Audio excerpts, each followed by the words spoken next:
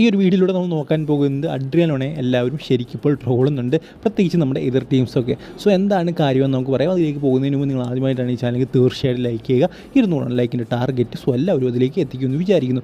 So എന്താണ് അഡ്രിയാനോണെ എല്ലാവരും ട്രോളാനുള്ള കാരണമെന്നായിരിക്കും നിങ്ങളിപ്പോൾ ചോദിക്കുന്നത്. സോ അതിൻ്റെ ഒരു ഉത്തരമാണ് ഞാൻ പറയാൻ പോകുന്നത്. അതായത് നമുക്കറിയാം, മോഹൻ ബഗാൻ സൂപ്പർ ജയൻസിൻ്റെ ഡിഫൻഡറാണ് ആൽബർട്ടോ റോഡ്രിഗസ്. മികച്ച ഡിഫൻഡറാണ്. അതുപോലെ അദ്ദേഹം ഗോൾ സ്കോറിംഗ് ഡിഫൻഡറാണ്. ഓൾറെഡി ഇപ്പോൾ 4 ഗോളുകൾ ISL നേടിക്കഴിഞ്ഞു എന്ന് തന്നെ പറയണം.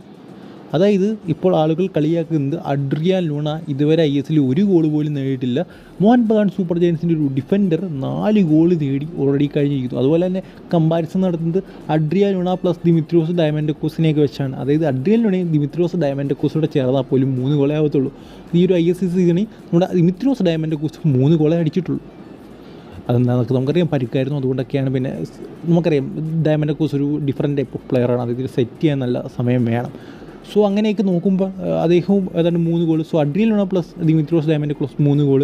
അതുപോലെ തന്നെ ആൽബർട്ടോ റോഡ്രിഗസ് ഒറ്റയ്ക്ക് 4 ഗോൾ എന്നൊക്കെ പറഞ്ഞുകൊണ്ടാണ് ട്രോളുന്നത്. എന്തായാലും വലിയ രീതിയിൽ തന്നെ ലൂണയ്ക്ക് ട്രോൾ ലഭിക്കുന്നുണ്ട്. ബട്ട് ലൂണ അല്ലാത്ത രീതിയിലൊക്കെ നോക്കുമ്പോൾ ചാൻസസ് ക്രിയേഷനും അതുപോലെ അസിസ്റ്റിൻ്റെ കാര്യം നോക്കുമ്പോൾ അദ്ദേഹം മുന്നിൽ തന്നെയാണ്.